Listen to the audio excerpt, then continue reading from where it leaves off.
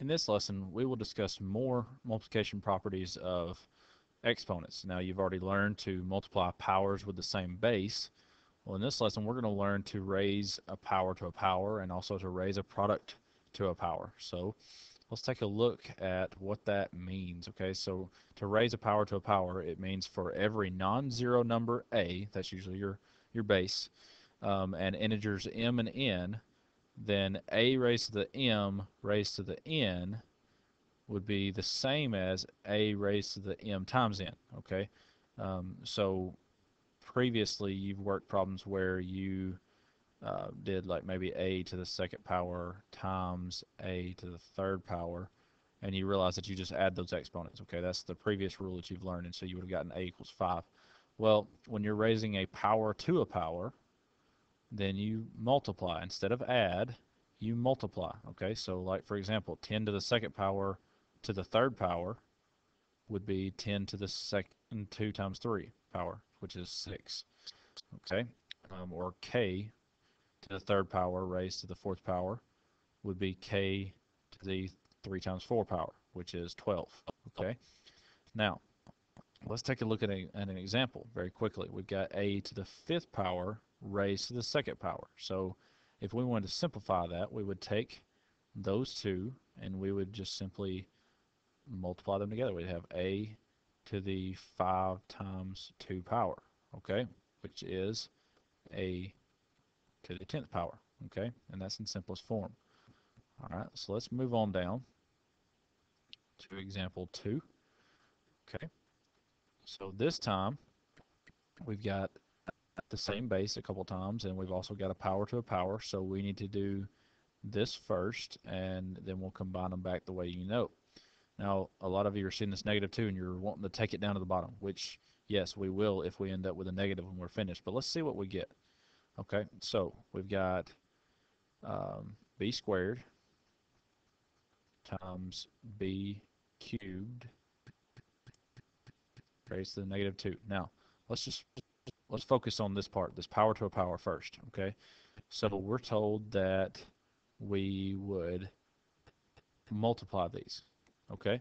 So let's just bring over the other part. Let's not worry about that yet. Let's say b squared, and then what is 3 times a -2? So let's go 3 times a -2, okay? So we're going to multiply those two together, okay? That's a little messy, but in general, you understand I'm multiplying the 3 times the -2, all right?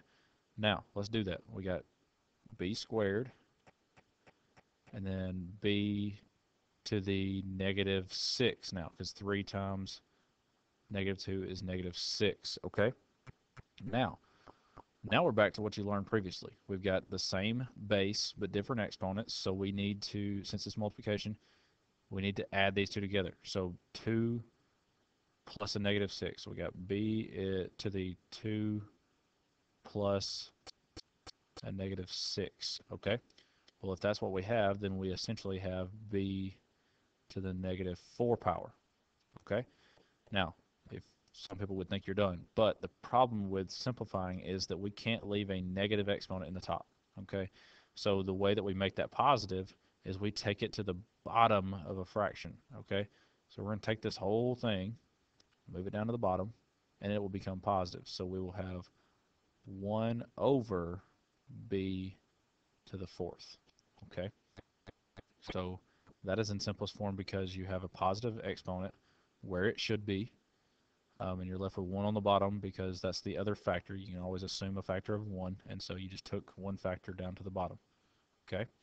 So you're left with 1 over b to the 4th. Now let's move on. The next thing is raising a product to a power, okay? So that means for every non-zero number a and b, so we got two different bases this time, and an integer n, then a times b raised to the n power, okay, both of them raised to the n power, can be busted up, and we can have a to the n power and b to the n power. Okay, so let's take a look at what that looks like. We've got 4 times y squared. Okay, notice the parentheses that it shows us we're squaring both. Okay, Don't be confused if there's not parentheses, because that would only be talking about the y. Okay, so we take each factor, we say 4 squared and y squared. Okay, we all know that 4 times 4 is 16, so 16 y squared.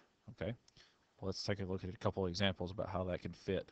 We'll look at one simple one and one crazy one that we can add in some other knowledge. Okay, so right here we've got 5x to the third all squared. Okay, so that means that we could bust this up and we could say 5 squared times x cubed squared. Okay, so we squared both of those terms. All right, so we know what 5 squared is. That's 25. All right, and then what do we do with this? This is what we just learned just a second ago, a power to a power. So this is going to be x to the 2 times 3. Okay, so you multiply those two together, you get 6. So this is 25x to the 6th power. Okay, and that's the simplest form for that problem. So let's move on down. Let's look at this last one. This looks like a doozy, but it's really not. So we'll take a look at that. So it says simplify this problem. Let's focus one factor at a time. Let's look on this side first. Okay, let's just simplify what we can, and then we'll come back and address whatever we can combine after that. So if we take each term, which is what we just learned, and square it, we will have 4 squared times x squared times y cubed squared. Okay, I didn't write that there, but this is parentheses with a 1 right here, because that's what's understood to be there. That's just a 1. Okay, so we could treat it and we could multiply 1 times 2, but I think we all understand that 1 times 2 is 2. So let's simplify this side of the line. Okay, so I've got a 16, and this is going to be x squared, and for a y we're going to have a power to a power, so that's 3 times 2 is 6, so y to the 6th power. Okay, now that's one term. Okay, the other term is going to be x cubed to the negative 3 power. Okay, so a power to a power is going to give us multiplying those two powers, so 3 times negative 3 is negative 9, so that's going to be 16x squared y to the 6th times x to the negative 9th power. Okay, all right, we can ignore these parentheses. Why? Because we've got multiplication here, here, here, and here. It does not matter the order when you multiply. Okay, so we are multiplying this times anything in here. All right, so essentially let's rewrite this problem so that we can understand that. We've got 16 y squared and then x squared x to the negative 9, so that way we can focus right here. Okay, that does not matter at all to change that order around, but we can focus right here. So what I've done, or what I'm about to do, is we're going to combine these two x's. All right, when we have the same base and different exponents, what do?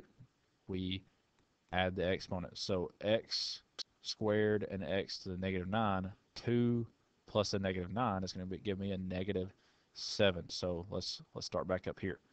We'll have 16 y to the 6th x to the negative 7. Okay, all right, so some would think we're done, but we're not done, because we have a negative exponent. We can't leave that exponent up there if it's negative. So we're going to take this whole term, we're going to drag it down to the bottom. Okay, so we'll be left with 16 y to the 6th over x to the 7th. And we are done. Okay, I know this is a little bit of complicated stuff, and you're going to have plenty of opportunity to practice this during class, so make sure you ask your teachers if you were lost in one of these problems. So thank you.